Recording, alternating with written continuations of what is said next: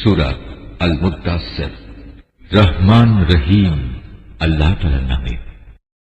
হে কম্বল আবৃত মুহাম্মদ, কম্বল ছেড়ে ওঠো এবং মানুষদের পরকালের আযাব সম্পর্কে সাবধান করো। তোমার মালিকের শ্রেষ্ঠত্ব ঘোষণা করো। তোমার পোশাক আশাক পবিত্র রাখো। যাবতীয় মলিনতা ও অপবিত্রতা থেকে দূরে থাকো। কখনো বেশি পাওয়ার লোভে কাউকে কিছু দান করো না, বরং তোমার মালিকের খুশির উদ্দেশ্যেই ধৈর্য ধারণ করো। যেদিন সবকিছু ধ্বংস করে দেওয়ার জন্য সিঙায় ফু দেওয়া হবে, সেদিনটি হবে সত্যিই বড় সাংঘাতিক। বিশেষ করে এই দিনকে যারা অস্বীকার করেছে তাদের জন্য এই দিনটি মোটেই সহজ বিষয় হবে না। তার সাথে বোঝাপড়া করার জন্য তুমি আমাকেই ছেড়ে দাও, যাকে আমি অনন্য ধরনের করে পয়দা করেছি। তাকে আমি বিপুল পরিমাণ ধন সম্পদ দান করেছি। তাকে দান করেছি সদা সঙ্গী একদল পুত্র সন্তান। আমি তার জন্য যাবতীয় সচ্ছলতার উপকরণ সুগম করে দিয়েছি। তারপরেও যে লোভ করে, তাকে আমি আরো অধিক দিতে থাকব? না, তা কখনো হবে না, কেননা সে আমার আয়াতসমূহের বিরুদ্ধ আচরণে বদ্ধপরিকর। অচিরেই আমি তাকে শাস্তির শীর্ষ দেশে আরোহণ করাব। সে তো সত্য গ্রহণের ব্যাপারে কিছুটা চিন্তা ভাবনাও করেছিল, তারপর আবার নিজের গোঁড়ামিতে নিমজ্জিত থাকার একটা সিদ্ধান্ত করল। তার উপর অভিশাপ, সত্য চেনার পরেও কেমন করে সে পুনরায় বিরোধিতার সিদ্ধান্ত করল। আবারও তার উপর অভিশাপ নাজিল হোক। কিভাবে সে এমন সিদ্ধান্ত করতে পারল? সে একবার উপস্থিত লোকদের প্রতি চেয়ে দেখল, অহংকার ও দম্ভ ভরে সে তার ভ্রু কুঞ্চিত করল, অবজ্ঞা ভরে নিজের মুখটা বিকৃত করে ফেলল। অতঃপর সে মুখ ফিরিয়ে নেওয়ার সিদ্ধান্ত করল। আভিজাত্যের কারণে সে অহংকারী হয়ে থাকল। সে আরো বলল, এ তো আসলে জাদুবিদ্যার খেল ছাড়া আর কিছুই নয়। এ সব তো আগে থেকেই চলে আসছে। এ তো মানুষের কথা ছাড়া আর কিছুই নয়। অচিরেই আমি তাকে জাহান্নামে প্রবেশ করাব। তুমি কি জানো জাহান্নামের আগুন কি ধরনের?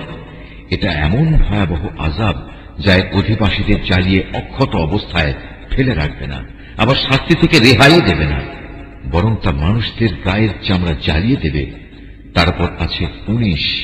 আমি ফেরেশতাদের ছাড়া দোজখের প্রহরী হিসেবে অন্য কাউকেই নিযুক্ত করিনি, এবং তাদের সংখ্যাকে আমি অবিশ্বাসীদের জন্য একটি পরীক্ষার মাধ্যম বানিয়ে দিয়েছি, যেন এর মাধ্যমে যাদের উপর আমার কিতাব নাজিল হয়েছে তারা আমার কথার উপর দৃঢ়ভাবে বিশ্বাস স্থাপন করতে পারে, এবং যারা আগে থেকেই আমার উপর ঈমান এনেছে তাদের ঈমানও এতে করে বৃদ্ধি পেতে পারে।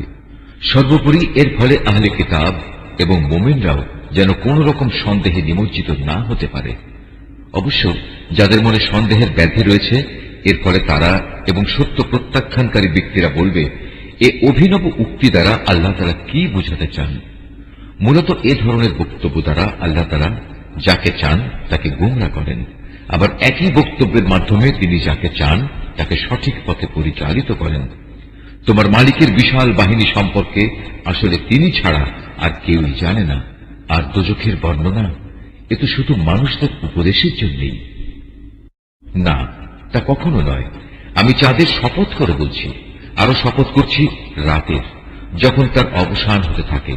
শপথ করছি প্রভাতকালে, যখন তা দিনের আলোয় উদ্ভাসিত হয়।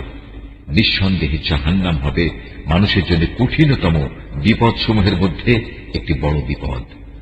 মানুষের জন্য তা হবে ভয় প্রদানকারী।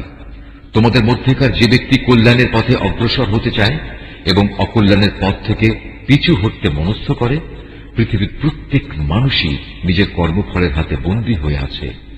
অবশ্য ডান দিকে অবস্থানকারী নেক লোকগুলো ছাড়া তারা অবস্থান করবে চিরস্থায়ী জান্নাতে। সেদিন তারা পরস্পরকে জিজ্ঞেস করবে জাহান্নামে নিক্ষিপ্ত পাপিষ্ঠদের সম্পর্কে। তারা বলবে, হে জাহান্নামের অধিবাসীরা, তোমাদের আজ কিসে এ ভয়াবহ আযাবে উপনীত করেছে?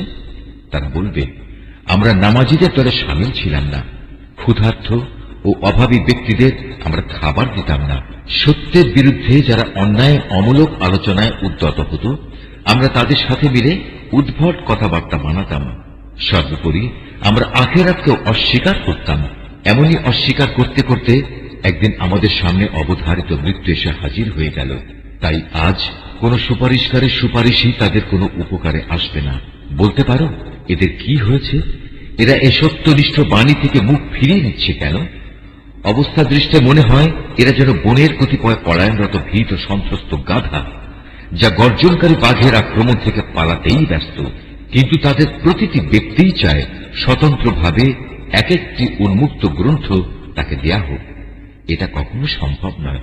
আসলে এই লোকেরা শেষ বিচারের দিনক্ষণকে মোটেই ভয় করে না। না, কখনো তা অবজ্ঞার বিষয় নয়, এটি একটি নসিহত মাত্র। অতএব এক্ষণে যার ইচ্ছা সে যেন এ থেকে শিক্ষা গ্রহণ করে।